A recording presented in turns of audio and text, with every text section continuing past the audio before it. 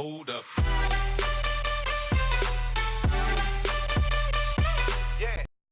It's just after lunch here in Montreal. Time to put the knives and forks down. In a couple of minutes, the lights will turn green to signal the start of qualifying for the Canadian Grand Prix. The Canadian Grand Prix has been dominated over the years by Ferrari, McLaren and Williams. They have over 30 wins between them, so I expect a good showing from all of those teams here again today. That's true, but Mercedes have such a strong package this year, it would surely be a mistake to rule them out of a chance of winning. However, Montreal is a very different type of circuit though, where you have to run the lowest downforce settings of the season so far. It's also extremely hard on brakes, so it's all to play for in today's session.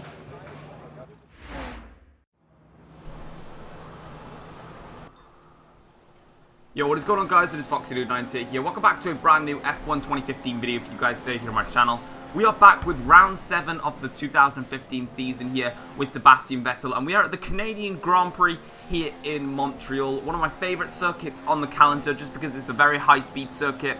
And it's going to be one of the fastest circuits that it's going to make us have the lowest downforce for the whole year so far. So we're going to get very high straight line speed. Anyway, we're going to be going into one-shot qualifying, which you're seeing on your screen right now. As you can see, Hamilton just in front of us here. In the first sector, we're a couple of tenths down because I've set the car up to be to maximise the straight line speed of the Ferrari. So it means that going into sectors 1 and possibly even sector 2 as well, I'm going to be a little bit slower than Hamilton behind, which you can see there. I'm suffering with a little bit of understeer because I haven't got as much wing on the car because I want to try and maximise my straight line speed. But as we come down towards the hairpin now, you can see we're currently in 5th position. Not a very strong position at all. We want to be moving higher up the order, but we come down the hairpin now, down into 7th place, so very bad qualifying at the moment, but this is where we can start to unleash the pure straight line speed that I've always wanted to put in this Ferrari. So you can see we're moving higher and higher up the grid as we come down this long back straight here, braking hard into the chicane. I run wide into the first part of the chicane, and then I managed to hit the apex in the second one. We see we take a short run here down to the final corner, and that's going to be 3rd place on the grid for us here in Montreal, which is not a bad result at all. It means that we're higher up the grid and we can challenge the Mercedes. Vettel happy here. I'm going to let the commentators say their bit, and then we're going to get on to the race for the Canadian Grand Prix. It's been a mighty qualifying performance from Mercedes today, with both cars on the front row for the race tomorrow. They've really worked hard this weekend, and it seems they've been able to set up the cars perfectly today. Whether this will translate into race pace tomorrow, well, we'll just have to wait and see.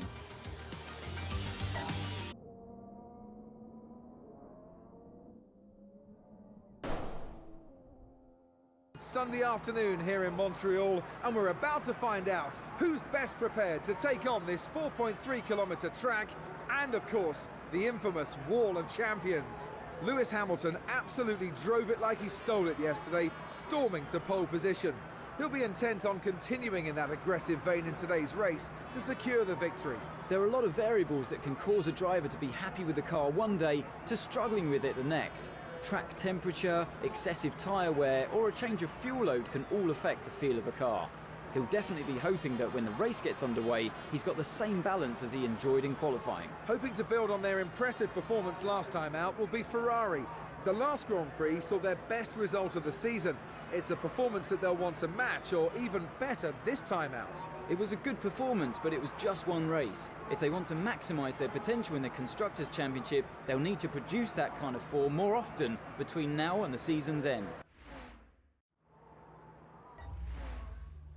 Okay then guys, we're here on the grid for the Canadian Grand Prix. We've got the 5 lights starting to go, and it is lights out and away we go for the Canadian Grand Prix. A shocking start from us. Raikkonen immediately blitzes past us like a bullet.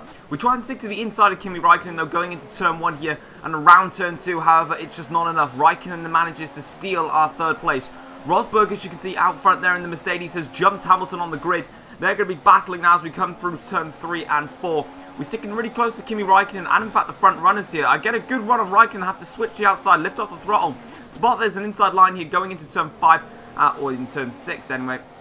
And we've got the job done on Kimi Raikkonen. We're back up into 3rd place, but Hamilton's had a bit of a bad exit coming out of this corner that we just went through. So now we're driving in the slipstream of Hamilton with our straight line speed. We brake very hard into the chicane and the position has been taken. We've taken 2nd place from Lewis Hamilton. A great pass from us, and now our sights are set on Nico Rosberg. He has built himself a 1.2 second gap coming into the 2nd sector as we head down across this hairpin and now down the back straight.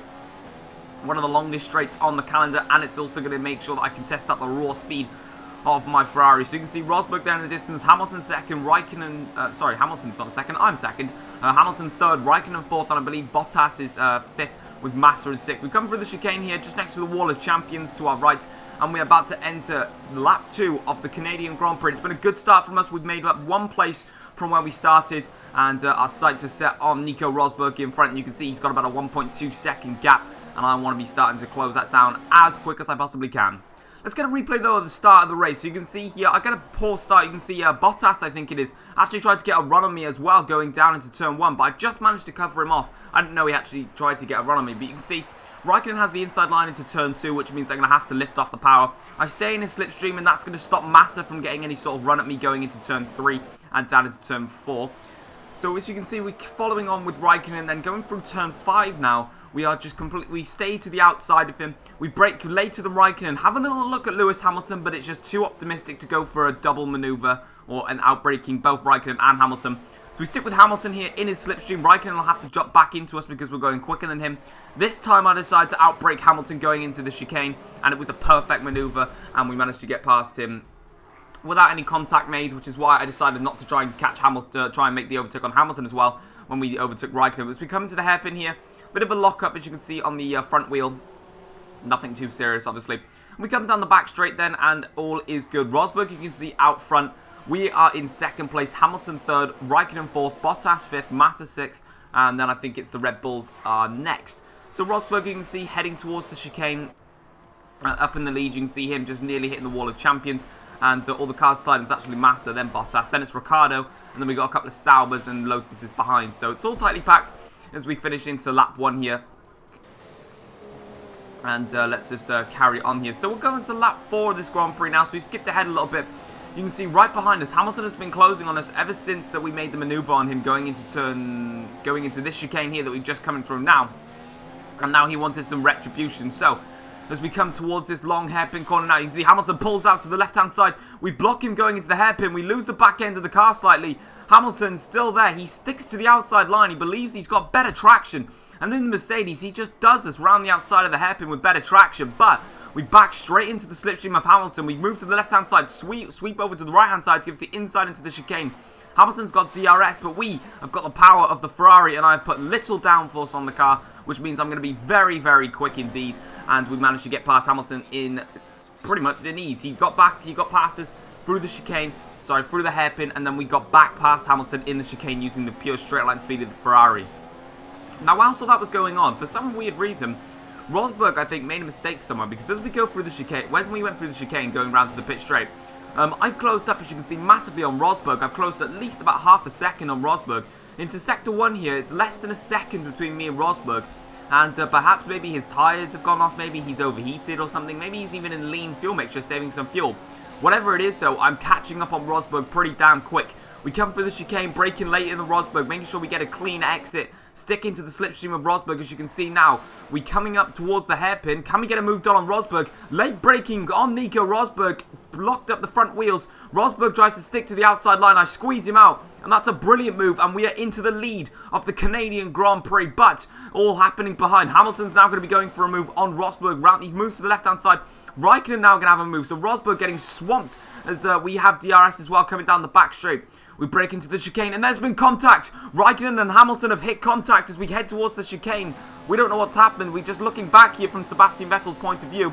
But Hamilton and Raikkonen have hit each other going into the chicane, and that's going to affect both Hamilton and Raikkonen's races.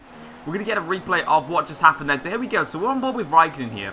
He gets the slipstream from Nico Rosberg, and he's also got DRS. So he's getting past Rosberg easily. And then for some reason, he just brakes so late and just pays no attention to the corner and just slams right into Hamilton and then goes into the pits. Whether he was initially going to go on a two-stop strategy anyway was a bit confusing. We're right on board with it from Hamilton's point of view here. So you can see he moves to the left-hand side to get past Nico Rosberg. Fair enough. And he's got the DRS and he's got the power of the Mercedes engine. So he's obviously going to be quick. Then you're going to see now, Raikkonen just comes and slams him from out of nowhere. And Raikkonen drives into the pits. Hamilton can just go back on the racetrack, but I think he may have stalled the car or something. Trying to get the car back into gear. You can see all the cars just going past him. You see the Lotus, Saubers, Red Bulls, Toro Rossos. They're all going past him. Eventually, he gets onto the circuit, stops again. I look back on the camera to see what's going on, and he's back out again. And I think he's down into like 17th place. So a horrible collision between Raikkonen and Hamilton. We're going to go back to lap 8 of the Grand Prix though. Rosberg has again been closing in on me very, very quickly. Now, when we actually made that move on Lewis Hamilton, when he got round the outside of us, but anyway, we get a big slip here, so I was trying to say something about something happening, but big slip here.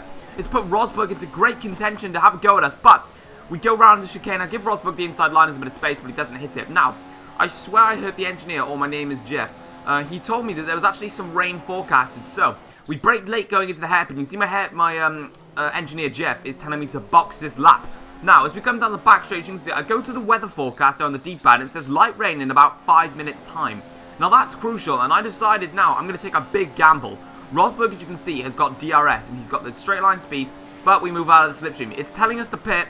I'm not going to. Rosberg goes straight into the pits, and he's going on a brand new set of the option soft tyres. So the yellow marked soft tyres, which are the slower, more durable tyres around Montreal. However, I'm going to gamble, and I'm going to stay out, and I'm going to wait for this rain to arrive. If I can keep the 20-second or so gap to Rosberg, and then hopefully I can do one less stop. We skip ahead to lap 11. If you have a look at the front of my chassis, there is rain falling, and you can see how dark it's got. The tyres are losing temperature, and I think it's pretty much been a successful call to stay out. It keeps telling me to come into the pits. I'm not going to. I'm going to continue onwards. I want to stay out because this rain is coming, and eventually I'm going to be able to pit down onto the wet tyres, and I'm going to save myself a pit stop, which Rosberg didn't do, which is something crucial. So we come round into turn 2. It's telling us about our brakes and temperatures and all that stuff, but the tyre temperatures and the brake temperatures are starting to decrease. We skip now to lap 13, and the rain is getting heavier. You can see it on your screens right now. We brake into the hairpin, and I've decided to make the call. It's a big call, this. We box this lap, as you can see from the D-pad. I struggle a little bit then onto the traction, and we pit for the green wall intermediate tyres, which the intermediate tyres, if you don't know, are tyres that will are comfortable in the damp and slippery conditions, and then the full wet tyres, which are the blue mark tyres, are for standing water on the circuit. But as it's only just starting to rain, we need to go onto the green wall intermediate tyres, which have got a slightly thinner tread as well. So we can see we make our pit stop. The green wall intermediate tyres go onto the Ferrari, and we are back out onto the race circuit. But was it a right call? I think it was a very, very strategic move for me. I could have pitted at the same time as Rosberg.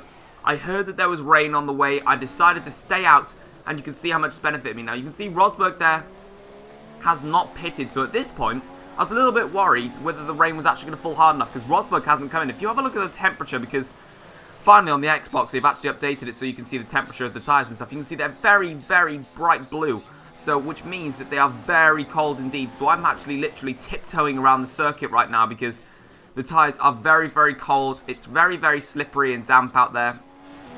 And you can see Rosberg is closing in on us, and at this point I was a little bit worried whether I'd actually made the wrong call to come in, or maybe I should have stayed out a couple of laps longer. And nevertheless, you can see the rear tyres now starting to get right up into temperature. The front tyres still pretty cold as we head down towards the hairpin here. You can see Rosberg very much in striking distance of us. I think it's about 3.4 seconds, maybe something like that, behind us. Anyways, we come down to the back straight now. It's sort of starting to calm down. I'm starting to get a little bit, I'm starting to get a little bit excited now because I actually genuinely think I've made a perfect strategical call. So we come down towards the chicane now here on lap 14, about to hit lap 15 of the Montreal Grand Prix, Montreal Canadian Grand Prix, and you can see right there, Rosberg is coming to the pits, and that's when I can officially confirm that my strategy has paid off dramatically. Rosberg is coming to the pits to make his change to the intermediate tyres. I stayed out on my super soft tyres, my red marked dry tyres, longer whilst Rosberg pitted. We had about a 20-second gap, and I maintained it, and eventually Rosberg has come in to make his stop.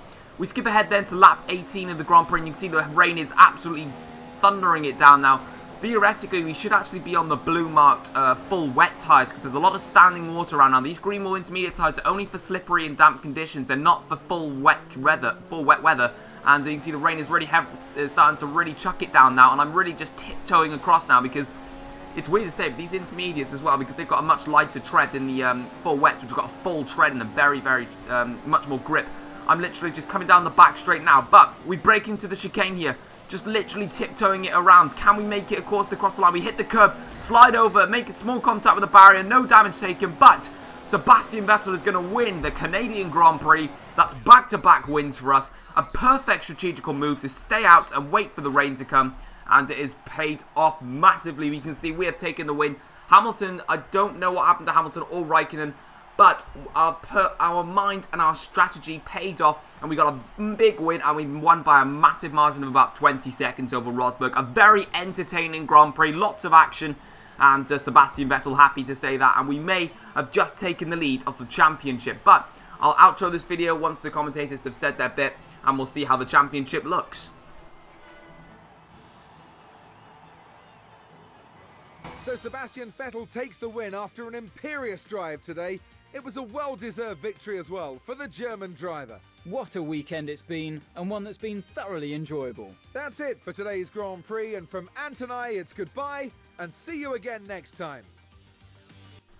Alright then, so as you can see, Hamilton finished down in 11th place, and Raikkonen only finished 7th, and he actually got a penalty for that contact. But if you guys have enjoyed this video, make sure to smash that like button, it'd be absolutely awesome. Subscribe to some more daily content here on my channel. We can see we have now taken the lead of the championship thanks to Hamilton's non-scoring finish, and we are 22 points clear now. But next up is going to be the Austrian Grand Prix. Look forward to that one, and I'll see you then. Take care, goodbye.